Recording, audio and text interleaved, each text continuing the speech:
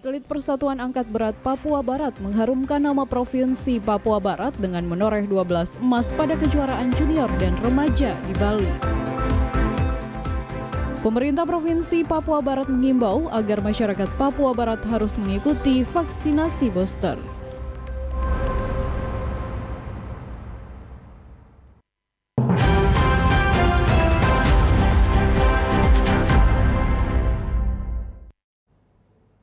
Salam jumpa pemirsa, senang sekali saya Susan Mampioper dapat kembali menjumpai Anda dalam program berita Papua Barat hari ini. Sejumlah informasi di Papua Barat akan kami hadirkan untuk Anda. Inilah berita selengkapnya.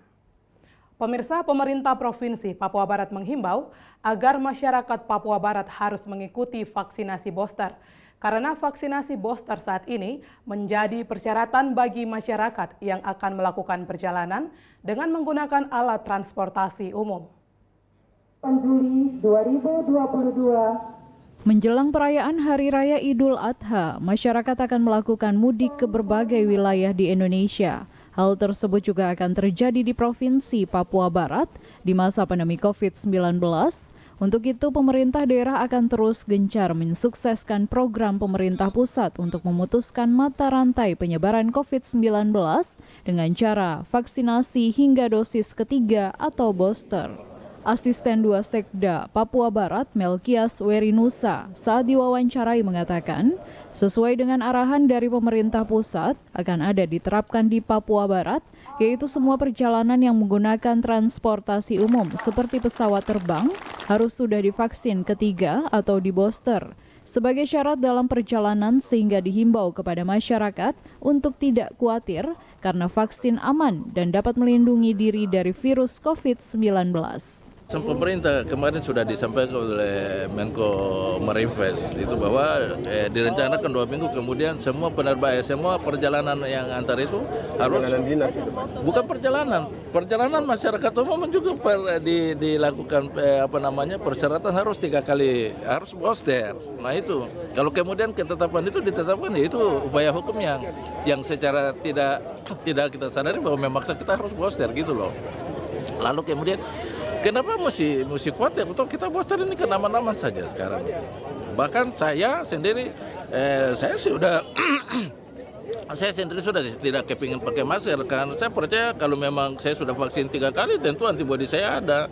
Lalu kita harus lawan dengan antibodi itu setelah itu tuh. Kenapa kita mesti khawatir? Walaupun memang pemerintah tapi menurut saya ya saya sudah booster 3 kali dan saya harus lakukan itu. Gitu.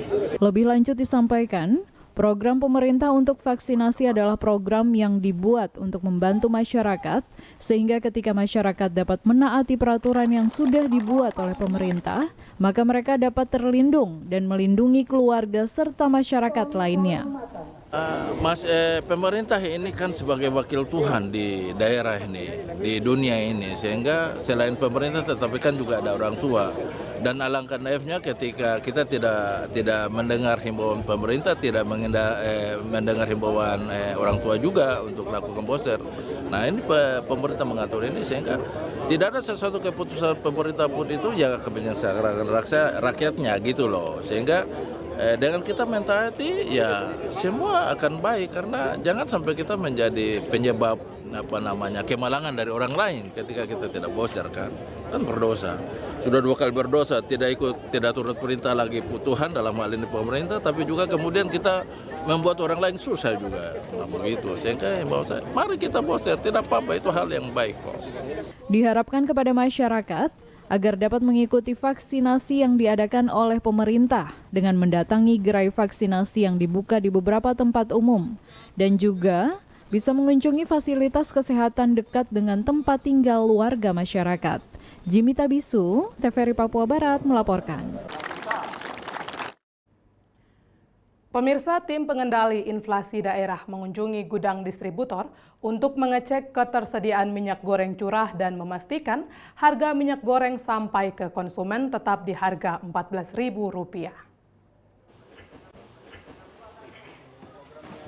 Berdasarkan hasil rapat tim pengendali inflasi daerah yang dilaksanakan pada tanggal 27 Juni 2022 lalu, banyak laporan yang disampaikan Badan Pusat Statistik Papua Barat dan Bank Indonesia Perwakilan Papua Barat terkait beberapa komoditi yang menyumbangkan inflasi dan juga laporan dari tim Satgas Pangan Polda Papua Barat serta dinas terkait di Provinsi Papua Barat dan juga kabupaten kota terkait perkembangan harga serta ketersediaan stok yang mencukupi. Untuk memastikan minyak goreng curah yang ditujukan untuk Provinsi Papua Barat tahun 2022, sebanyak 2.074 ton yang akan disuplai dari PT Sinarmas Agro Resources Tbk Surabaya. Kedua distributor di Papua Barat yaitu di Sorong, Mariat Utama, dan juga Manokwari, Irian Jaya Sehat. Melkias Berinusa, Ketua Tim TPID Papua Barat saat diwawancarai mengatakan penyaluran minyak goreng curah melalui sistem aplikasi minyak curah atau SIMIRA sehingga proses hari ini dilakukan pengecekan data dan hasilnya ada 3 kali pengiriman dengan jumlah keseluruhan pengiriman sebesar 71,280 ton. PT Irian Jaya Sehat, begitu. Dari hari ini dari temuan di Irian Jaya Sehat. Jadi penyaluran ini dia pakai sistem aplikasi yang di-input. Artinya ketika dari distributornya, dari produsennya kirim minyaknya, itu masuk di aplikasinya namanya apa? SIMIRA, Pak. Sistem SIMIRA. SIMIRA singkatan dari Sistem Informasi Minyak Curah. Jadi dimasukkan berapa yang sudah sampai. Nah ini dari data SIMIRA itu kemudian kita mengecek apakah kemudian sama enggak datanya. Seperti itu. Jadi setelah kita lihat ada 3 kali pengiriman yang ke PT JS ini dari produsen dari Jakarta. Jadi tanggal 16 bulan April itu sebanyak 1.320 jerigen. Satu jerigen itu isinya 20 liter. Jadi kalau dihitung satu jerigen itu 20 liter, kalau dia per kilo 18 kilo. Begitu. Jadi dia kalau 1.320 jerigen berarti kita dapatnya 317.278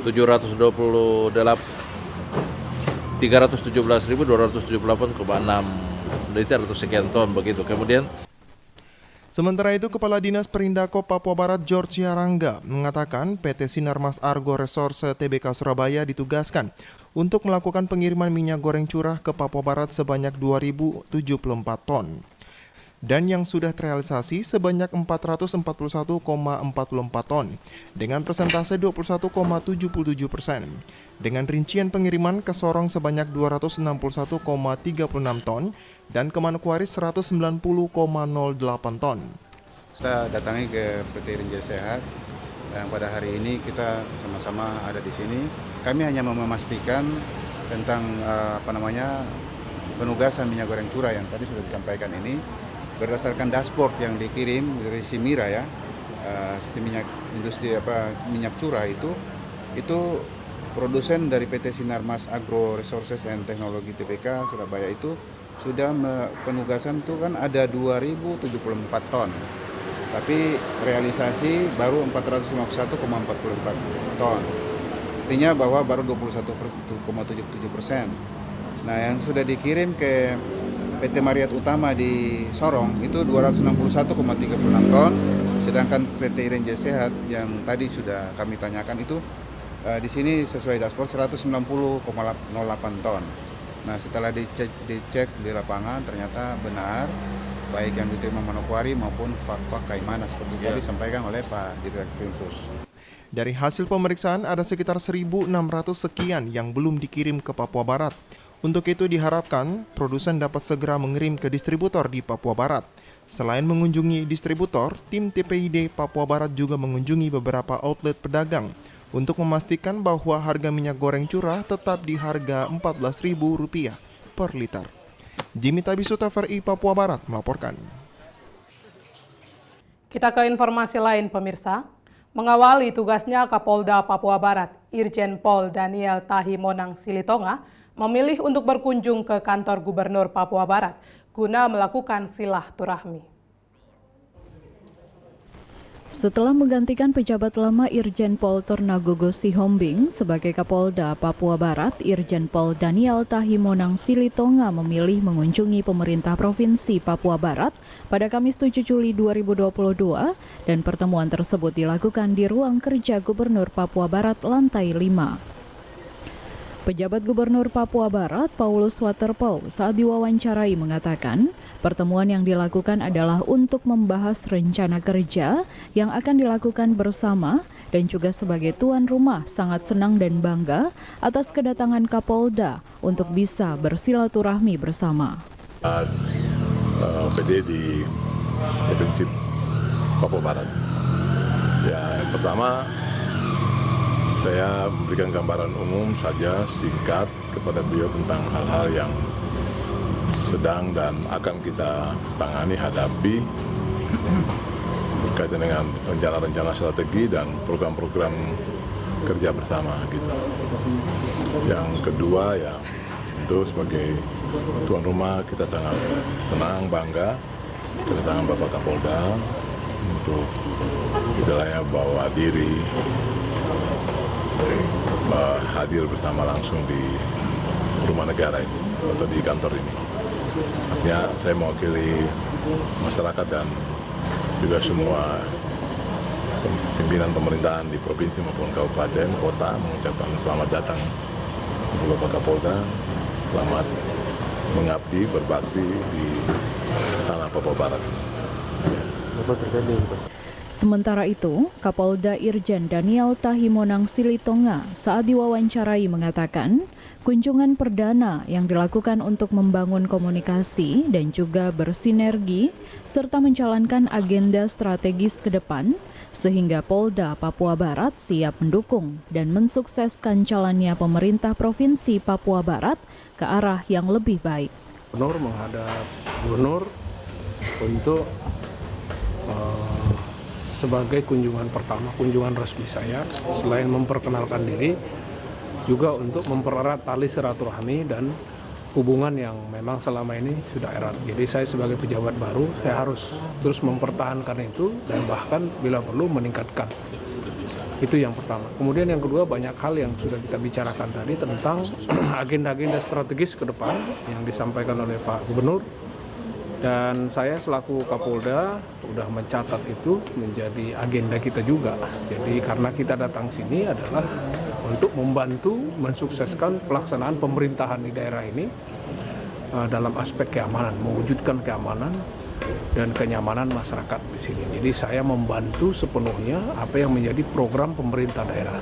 Selain kunjungan ke pemerintah Provinsi Papua Barat, Kapolda Papua Barat akan melakukan kunjungan ke beberapa mitra kerja yang ada di Provinsi Papua Barat untuk memperkenalkan diri agar dapat bersinergi.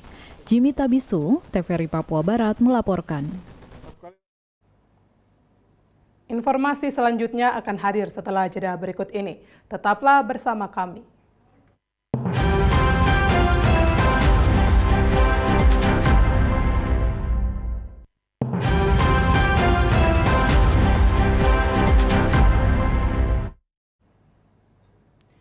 Terima kasih Anda masih bersama kami.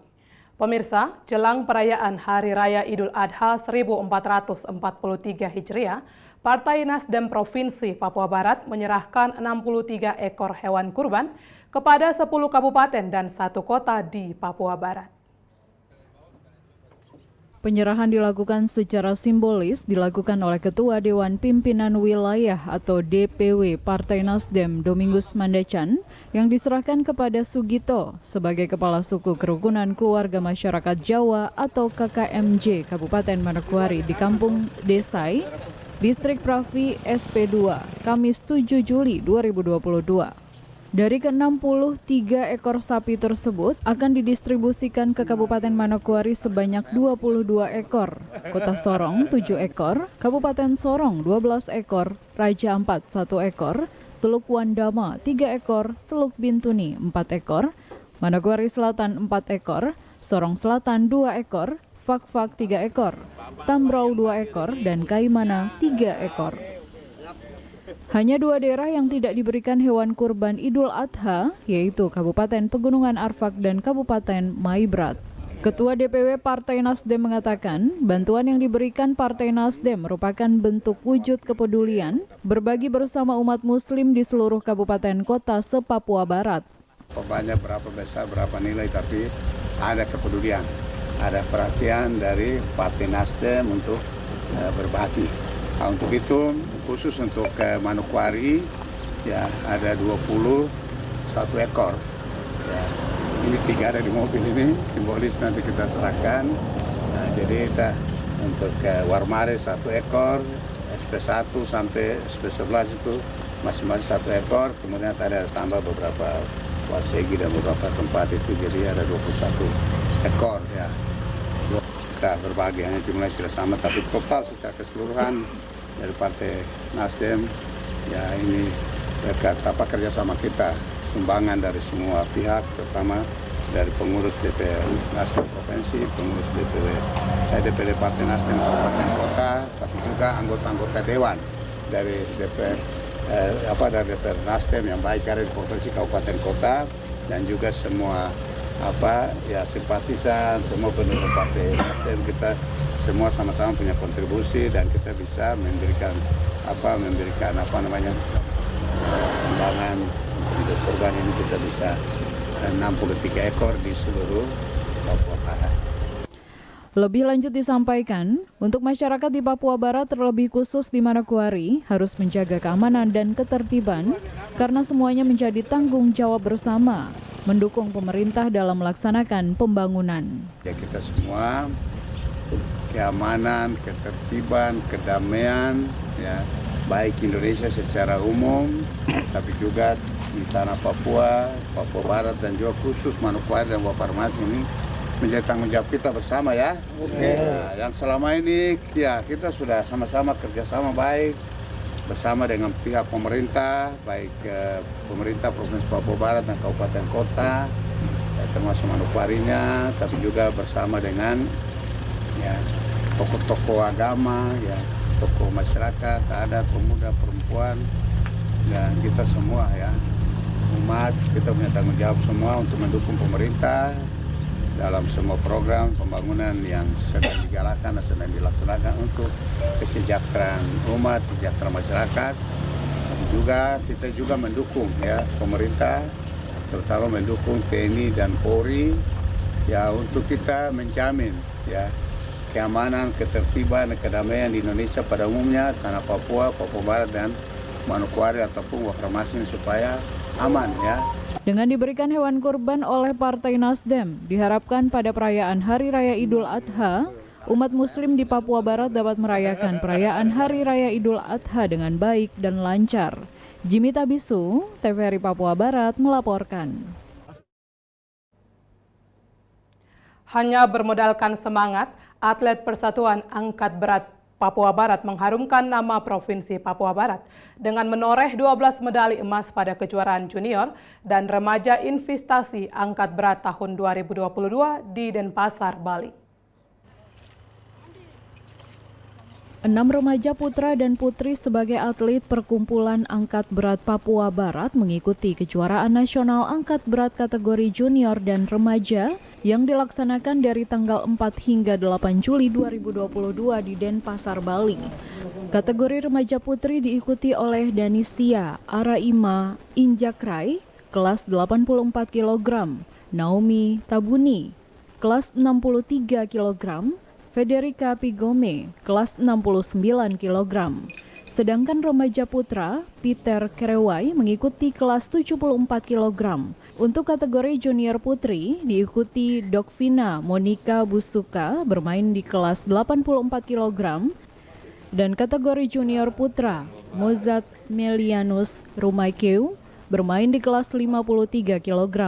Dari hasil pertandingan atlet Papua Barat memperoleh medali emas sebanyak 12, 3 perak dan 3 perunggu dari 5 nomor yang diikuti. Dan untuk putri remaja Papua Barat mendapat 8 emas sehingga masuk sebagai juara umum. Adeo Datus Kolin, Sekretaris Persatuan Angkat Berat Papua Barat saat diwawancarai mengatakan, persiapan dilakukan selama 6 bulan dengan minimnya peralatan pendukung untuk latihan. Permasalahan lainnya adalah ketika mengikuti kejuaraan nasional, biaya yang digunakan secara swadaya, tanpa ada dukungan dari pemerintah Provinsi Papua Barat. Namun dengan semangat yang ada, atlet angkat berat Papua Barat dapat memberikan prestasi yang luar biasa. Persiapan kurang lebih 6 bulan, dari mulai Januari ketika selesai kita dapat berita bahwa akan ada ini pada bulan Juli, kami persiapan full. Kendalanya cuma satu, yaitu kita kekurangan pertama ya peralatan di sini kita masih pakai seadanya, sementara di sana sudah yang terbaru. Jadi teman saya sampai ke sana teman-teman atau adik-adik mereka harus menyesuaikan lagi dengan alat. Yang kedua itu kita hampir sempat tidak berangkat karena sudah putus asa karena memang kurang H-2, belum ada kabar bahwa kita punya dukungan, sehingga pengurus rapat dan sudah kita patungan, yang penting berangkat saja dulu. Nanti pulang baru kita mau cari di mana terserah begitu. Tapi puji Tuhan kita sudah bisa kembali dengan bawa prestasi yang luar biasa kalau menurut saya, karena di tingkat remaja persaingan ketat, ada Jawa Barat, ada Riau, ada Lampung yang memang gudang-gudangnya atlet angkat berat. Jadi kami harap mungkin ke depannya ada sedikit perhatian dari pemerintah, khususnya KONI, supaya minimal kita dikasih tempat, dikasih alat buat adik-adik kita bina lagi lebih banyak, karena target tahun depan untuk Prapon kalau bisa mereka juga ikut. Dinisia Araima Injakre, salah satu atlet remaja putri, mengatakan sangat bangga bisa mengharumkan nama Papua Barat di tingkat nasional. Ia juga berharap ada perhatian dari pemerintah terhadap olahraga, sehingga ke depan olahraga di Papua Barat dapat lebih baik lagi. Nama saya Dinisia Araima Injakre, tinggal di Wosi. Berterima kasih karena Bapak Gubernur sudah meluangkan waktu buat menemui kami di sini. Harapan saya bisa kedepannya bisa menjadi lebih baik lagi. Mungkin ada mengajak begitu. Arahan saya kita tetap semangat agar kedepannya bisa menjadi lebih baik lagi. Oke. Walaupun dengan peralatan seadanya dan juga banyak kekurangan, tetapi semangat juang untuk menjadi juara, itu yang membuat anak-anak Papua Barat tetap yakin bahwa ia bisa bersaing di kancah nasional untuk menjadi sang juara. Jimmy Tabisu, TVRI Papua Barat melaporkan. Sementara itu, pejabat gubernur memberikan apresiasi kepada para atlet remaja angkat berat Papua Barat yang bisa memberikan prestasi mengharumkan nama Papua Barat meski tanpa ada dukungan dari pemerintah.